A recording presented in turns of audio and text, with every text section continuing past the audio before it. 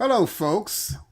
I am Joe Wesley, and my guest today is Lynne Roe. Hi, everyone. I'm We Lynne do Roe. this live, folks. We sign in a little bit early to engage you because the concept is sometimes people sign in early and they want to be able, they get nervous because nothing's happening here. So, and actually, when I'm playing, I see that for some reason my Facebook option signed out, and we're going to see if we can get back in. Well, we'll see where that works or not. Go to link. Well, hot dang. So we're doing some background work. We signed in a little bit early to give people a chance to get on board. I did get our Facebook site running, so folks who had trouble getting in, we do apologize for that. We signed in a little bit to give you some background work for ourselves. Today, the concept is that Lynne Roe has decided to take the hot seat challenge, not for the sake of taking it, not because we necessarily enjoy great dialogue together. I think being successful in business usually requires you take challenges that perhaps you weren't aware of or you weren't thinking about. And so my role is help you discover what I call your secret sauce, which is, and this is a one spot dialogue, folks. We're not going to share out a whole turkey dinner here. It's one soundbite, one point of ingredient that will let you, hopefully, my audience, my hot seat challenger, will learn something about themselves that they didn't know before. And now that it's 8 o'clock, my tagline is, for those who are new to me, I don't claim that I see dead people, but I will help you discover something about yourself you've yet to realize that gives you a clear advantage over your competition.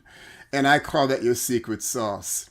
So the challenge for my guest is, now many people I've met claim they want to be more successful. They want to do better at what they're doing in their business. But that takes challenges to be met, whether we like it or not.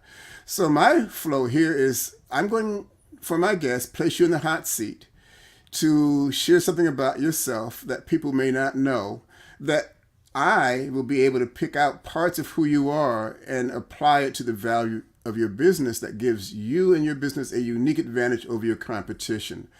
So either I'm good at this to make it happen or I'm not. We're about to find out on both sides of the coin here. So my first question I ask my guest, in this instance it's Lynne Roe, I ask you, Lynne, what's your favorite pastime? My favorite pastime, I'm really an outdoors person. So I would have to say my favorite pastime is skiing, Mm-hmm. but I like anything to do with being outside Okay. in the snow, on the water, hiking in the mountains, wherever it is, anything to do with that being outside. Being now, what is it about being outside? I'm an indoor person, so I'm really asking because I'm curious. What is it about being? I get it, fresh air, sunshine, not quite necessarily in snow weather, but what is it you like about being outside? I think it's the natural beauty. Wherever I am when I'm outside, I'm someplace where I can see just how beautiful it is, and I love the natural beauty. And when I Okay. travel, I look for places that are going to be beautiful naturally. I also love to visit cities and things like that, but I always look for the natural beauty of an area. Well, that's interesting because I think I can't speak on people in behalf. I can speak for myself. I tend to get used to stuff. And I tend to forget about looking at stuff because I'm preoccupied in what I'm doing. But it sounds to me like you want to find. Now, when you say beauty, let me do this differently. I know I'm stopping midstream. Is it aesthetically beautiful? Is it beautiful because it's different? Is it beautiful because it's wonderment? It's beyond the usual and customary, any of the above or all of the above? Um, Wonderment, I think, was a good word. But honestly, everybody's view of beauty is different. Well, So but for excuse me, me, I'm talking to Lynn right now, not everybody. for me, it's something that can't be made by human beings. Hmm. It's beautiful because it's not made by human beings. Okay. I suppose that could include anthills, and some of them are beautiful too, but I don't usually look for them. But I understand that, and I don't. To say this differently, this is not about me. At one point, we had termites in our house. I called the termite inspector to get rid of them, and he called me over. Hey, yeah, you do have termites. See this one house. See these little insects looking. I'm not here to make friends with these people. Just get rid of them, please. So to put that in context, you say, even to say ant hills, perhaps, to me that's a significant acknowledgement that no, you can't necessarily call that beautiful. It's not like Egypt someplace and you got the pyramids going, but it is Mother Nature, if I'm hearing that correctly. And that's part of the beauty of Mother Nature, that it's, for us, different. It has a function besides a style to it. And so I'm kind Well, of, go ahead. maybe that stems from the fact that I was a biologist, so I studied biology in Okay. school Right. long before I became a business coach. And maybe I guess it all comes from that, although it probably even started before I started studying biology, probably when I was a kid, when my father really encouraged us to do all kinds of things in the out of doors. Okay. So, what kind of things did you do outdoors?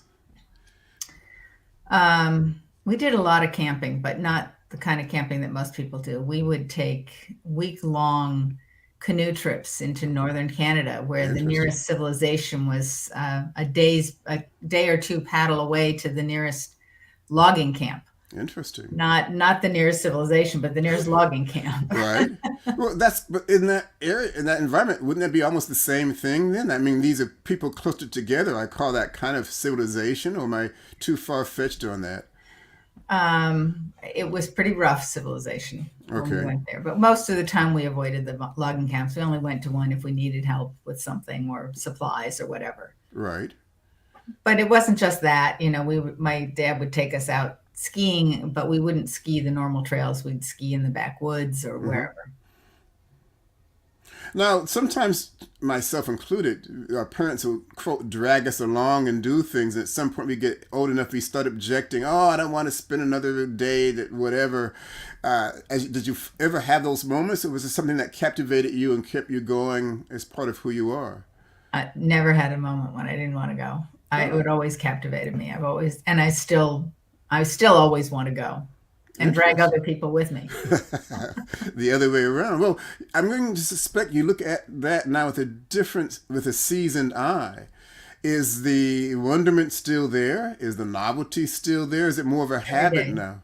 It Every is? day. Okay. I'm looking out my window now at the beautiful snow that came down last night, and it's absolutely gorgeous. It Okay. looks like a fairyland with all the snow on the branches.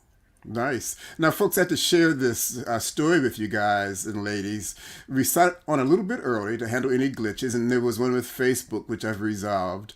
And she was making the same comment she just made. I was saying, hey, I didn't expect any snow today. At least this is New Jersey, New York City environment. Further north, yes, but us, maybe a little bit of rain. It got, what, half an inch, maybe an inch perhaps. And she says, Joe, I'm looking at the most beautiful thing outside my windows facing me. And you mentioned the trees, the snow. There's a Christmas tree that had snow on top of that. And my comment was to her, I says, I thought you were glowing because you were having dialogue with me. And it's something going that has nothing to do with me at all. But what I'm impressed by is you're persistent looking at something new or appreciating the. And at some point, it's no longer novel. How many snowfalls have I seen? More than I would care to admit. But there's still something magic about that you get out of your environment, if I'm hearing you correctly. Absolutely. Every place I go, where in nature, but often in cities too, but in nature in particular, I'm always looking for what's really beautiful. Okay. Now, do you have how do you, that may be a hard question, but I'm going to ask her, how do you define what's beautiful? Always looking for beauty, if I'm hearing you Tough correctly, yes? question. That's a really tough question. How do I define what's beautiful? I don't know. Okay. Um, because I can find beauty in all kinds of things. So, um, there's beauty in seashells. There's Right. beauty in the sand on the beach, the way the waves kind of make an interesting shape on the beach. Right. I don't know. It's just Is everywhere. is it a sense of aesthetic appreciation, of functional appreciation, of, and I'm not even sure how to ask the question any better, or again, it doesn't matter. It's Mother Nature. It's outdoors. It's beautiful.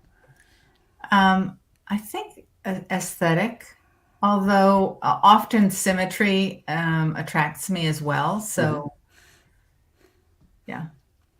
Why did you decide to go into biology? Why?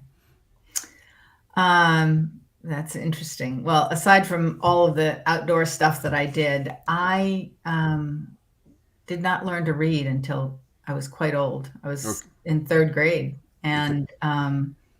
and that meant reading and writing was difficult Right. for me. And so when I went to college, I was looking for the programming that would not require me to do too much reading and writing. Right. So labs were great. I loved doing labs, the experiments and things like that. So Right. that's I think the reason I went into biology and stuck with it. I'm now a voracious reader. I read lots and lots of books every year. Right. Um, and I write. I actually just published a book. It just came out a couple weeks ago. Well, congratulations on Thank that. you. Thank you. Now, So, I got to ask the question. I don't know. How prepared are you or not, audience? Is my thinking, would you happen to have a book in your presence? yep, I do. Okay, surprise on that. Okay, fair enough. There we go. What's the title? I don't see it that Oh, well. it's called Leadership in Action. Okay, fair enough. Well, we're not yet to the business plug side of it there, but see how she's artful. I have to say that. I did ask the question, though. And in fact, Yes, you did. we're going to slide into more in that direction. I had said the platform would be initially is would be 20 minutes talking about what's your favorite pastime.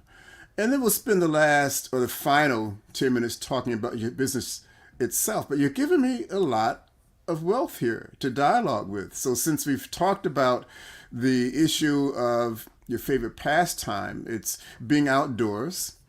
It's not just being outdoors and the fresh air. It's the openness, I'm assuming. It's you see an intrinsic beauty in Mother Nature, although we didn't say that specifically. And it could range anything from a aesthetic pure value to maybe a functional value or any of the above. Is that a fair observation? It is. I was recently talking to someone about a tree. It's kind of strange story, but it's a tree that's on the right next to the beach. Okay. And one person said, "Oh, we got to get rid of that. Blocks the view. It's not very nice." And I looked at the tree and I said, "Oh my goodness, that is a gorgeous tree." It was one of these trees that has strange shapes growing out and around, and so it's not at all, not really functional and not really symmetrical at all. But it was just so unusual and different that it was beautiful. Ah. So what I'm hearing is that many of us, and this I'm included in this perhaps more than not, is we get used to stuff in our life, including Mother Nature, and the beauty of it gets lost. We don't have that openness that many children tend to have as a first time experience. So you'll see the exact same tree as something of tremendous value, where somebody sees it perhaps as something that drops leaves in the wintertime for those of us who live in the north. And it is what it is, perhaps, and bird droppings and all the other things that go along with it. So I'm going to shift over because I'm intrigued by this dialogue. And first off, I'm going to say that I have a bias. I have a few that I will admit in public. And the typical phrase, you call yourself a business strategist, and I will ask you why you say that. Many people I know in that type of industry will say business coach. And my reaction is, well, it's by the book. It's the mechanics of it. Remember to get up every morning. Remember to brush your teeth. Remember to list your 3 items that you need to do. Kind of a mechanical concept. But you say you're a business strategist. What do you? And you train. You're certified. What is it you see as a business coach? But why did you choose the title business strategist? Business coach is easy to understand, so I often say that, but I really look at business from a strategic perspective, developing the strategy to get to where we want to be, and not just going about and doing the business, but figuring out where we're headed and how we're going to get there before we even start moving with it. And so I do strategy programs all year long to help people with that. I hear that. Now I'm going to interrupt, and I'm going to push back on that. And I can say what you've just said, anybody else can say also. Mm-hmm. And as a poor consumer, and I say the poor consumer, it gets to be, how do I make a distinction? So what I'd like to share with you, my observation, particularly with having to do with Mother Nature. First off, I'll start on the left brain side and I'll flow into the right brain side. I'm intrigued by, you said you had difficulty reading as a child, and you realized this about yourself as young as third grade. 3 years of age or third grade? I wasn't clear on that.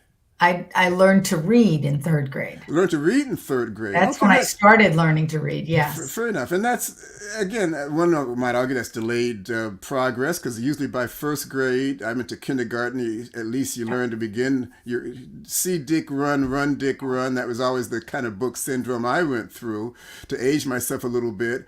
And you had enough. And back in the day, let's say we're a little bit beyond puberty here, we didn't necessarily have a lot of programs to recognize children have exceptional abilities and or needs or whatever it might be. So you kind of struggled. And for you to take it up on yourself, if I'm hearing you correctly, having an awareness that you had a challenge in this direction. I heard two things happen. You chose a field in schooling that didn't necessarily require learning of stuff you read. It was more based on an understanding of what you're going through or experiencing. When you say biology, if I understand that correctly, yes? Or am I off on that? I'm sure, yes. I had to have an understanding, yes. Okay. I did still have to read, and by the time I got to college, of course, I could read, quite well. But. Right, I get that. I also don't have good recall. It wasn't so much trouble reading. I read early, but memorization was my fault. And I chose biology, and don't give me a list with names in one column and events in another column and draw lines to connect the two together. It didn't work for me. So I chose biology also as a major because for me it was an understanding. A muscle is a muscle, be it a frog or a dog or a human being. If you understood the function of that muscle in that location, there's nothing to memorize other than it's a muscle. It's a flexor versus an extender, whatever it may be. So I asked you that question for that purpose in mind. Yeah. And so you had an insightful awareness about yourself, that you were self-functional. And the other, on the more right brain side, your sense of appreciation of Mother Nature, of beauty, your definition of it. And even though it began perhaps with Dad taking you guys out and hitting the road or the field or the land, that I know my growing up, my wife growing up, people I know growing up, the parents who got involved in their children, at some point the kids rebel. I'd rather spend time with my boyfriend, girlfriend, my classmates. But it seems like you said, hey, great, let's go do this. When are we going to do it again, if I'm hearing that correctly? Absolutely.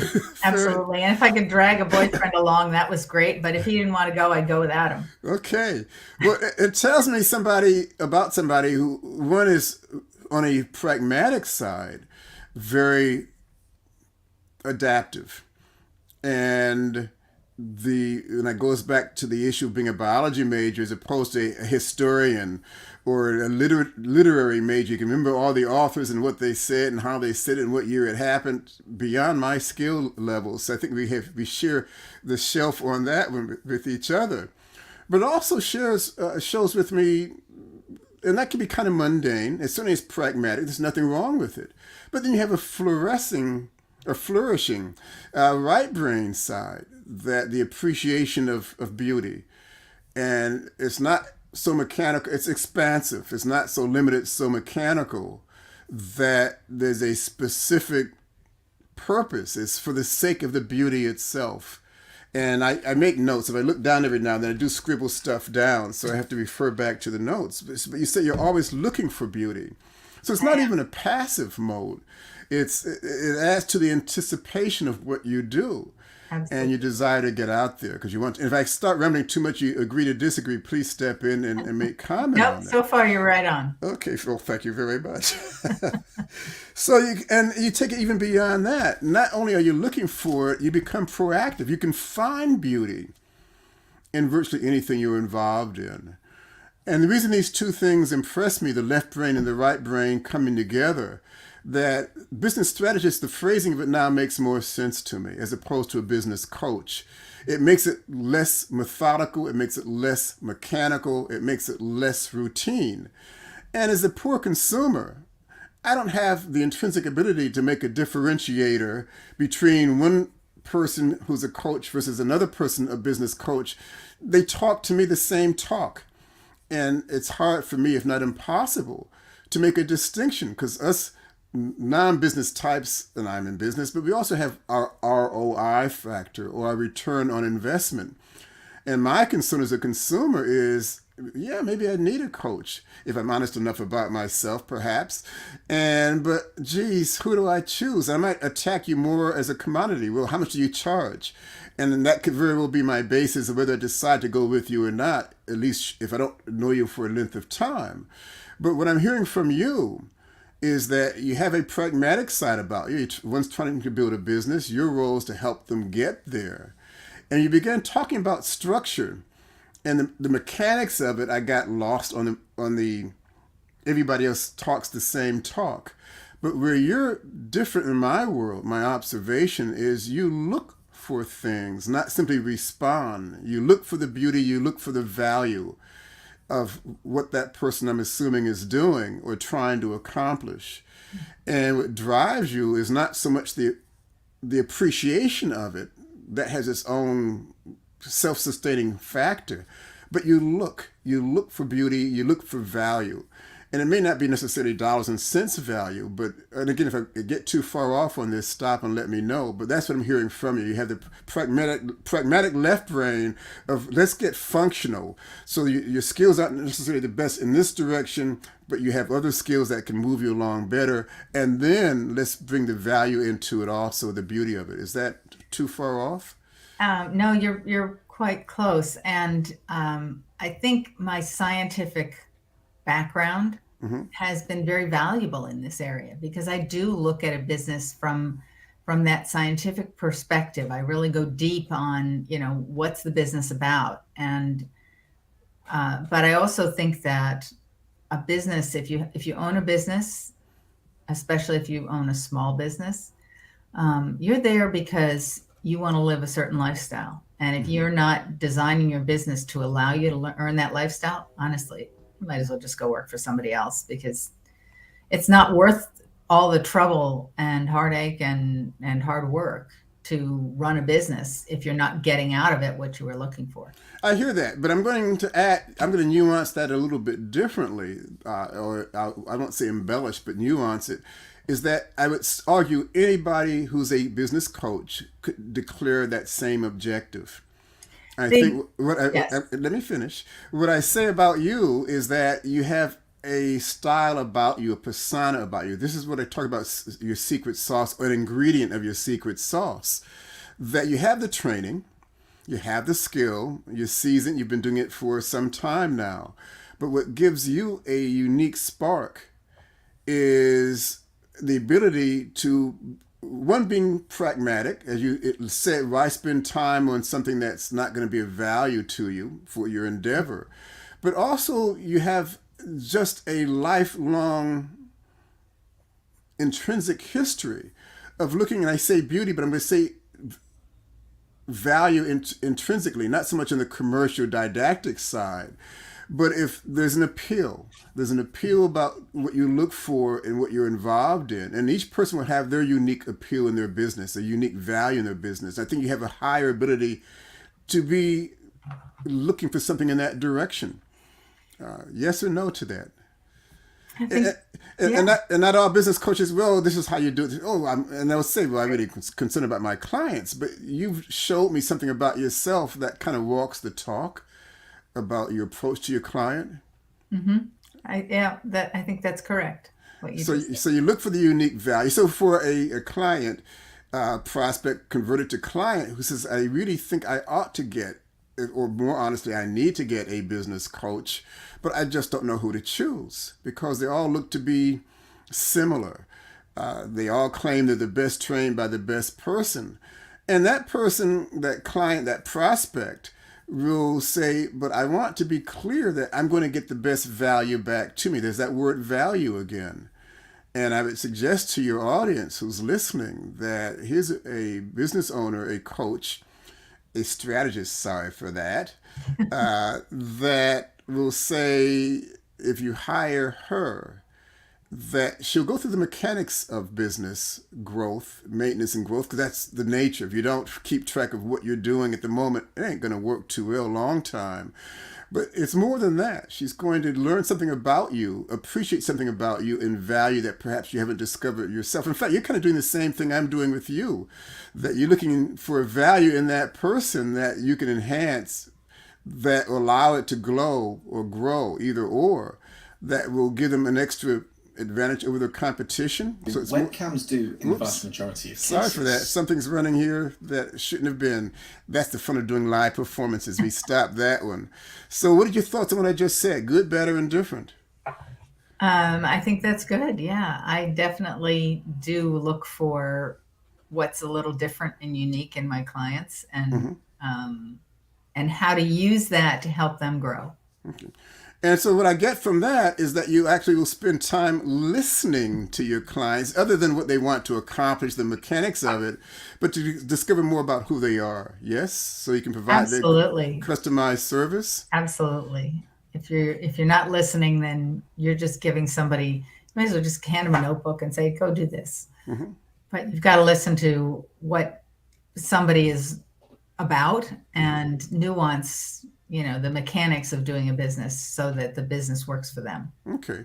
Now I'm gonna put myself out there, maybe put yourself out there too as a risk factor. I can assume that most business coaches will ask, well, what is it you want to accomplish? And if we have, and there's always a time clock locked into that. How long, how soon, over what time period? I suggest perhaps you may be also inclined to ask why. Why do you want to do this? Why is it important to you? Or is it not? Either it is or it isn't, I guess. But the whole issue here is to take the hot seat challenge and walk with it. But I suspect you'd be more inclined to ask the why question, which most people I've met never ever go that direction. They do the what, but hardly ever the why. Yeah, I always start with why, and the why for you personally, for your life, for your family, or your life, not why for the business. Okay. Start with why for you. And then eventually we figure out, okay, what's the business got to do to get you to your personal why? Okay, interesting. So, folks, commercial break at this point. I think we've had a good conversation. I want to thank Lynne for taking the hot seat challenge. I certainly have learned something about her. Hopefully, I've had some value to her. And for you in the audience, equally important, if you have questions, we are live streaming to YouTube, Facebook, LinkedIn, Twitter, and Instagram. I don't know how those other two things work. That's just where I am in this. The important thing is, please subscribe. We do audit any comments you might make after the fact. We work very hard to respond to them in a timely manner. Any questions? If you'd like to learn more about Lynne and her program as a business strategist, please look at the enclosed information on the YouTube format. I think in each category. Again, I'm not sure about Instagram and the other one, but contact her, connect with her, ask her questions, ask me questions. If you agree or disagree, share your comments. Please remember to share out to the audience. We do this every week, 8 o'clock Eastern Time, half an hour. The theme is Take Your Hot Seat Challenge for Success. My stated ability is I will help discover an ingredient of your secret sauce. Understand this is a one-shot moment, so I'm not going to give you a whole turkey dinner in a half an hour. But if you'd like to learn an ingredient, please feel free to reach out to me or Lynne for more information. And we say for a half an hour, but I don't artificially extend things or not. I'm kind of talked out. Is there anything more, Lynne, you'd like to say? No, thank you, Joe, so much for having me on. I really appreciate your hot seat challenge. And I love that you pulled out a piece of me that I don't usually talk about. So thank you. Fair enough. So anybody who loves the challenge, and by the way, if you want to be successful, and Lynn can say this more, rephrase that. What is a quality about being successful in business that you think is most important? Persistence, probably. Okay. Yeah. That sounds good. And persistence, despite the challenges that may come up, I'm assuming also, yes, and the drudgery Yeah. that goes along with it. Yeah. So, Absolutely. people I've spoken to, not everybody has addressed the desire to take the hot seat challenge. But if you're going to be, my bias, if you're going to be successful in business, there will be challenges unmet that either you are inclined to deal with at the moment and get better because of it, or hide from it. And I think the people who hide from their challenges in life or business aren't going to necessarily do as well as they'd like to do. Is that, as a business strategist, your experience? So I love that what you just said, Joe. And one of my mentors used to say yes and take a step. Things that come up, it's an opportunity. Say yes to the opportunity and take a step forward. Make it happen. I'm going to stop talking. I can't do better than that. Folks, thanks for joining us, and please stay on a little bit after Lynn. Okay. Take care, and please visit us next week. Next week, we're going to have Bob Mitchie coming up. He's an IT guy, and more than that, even so.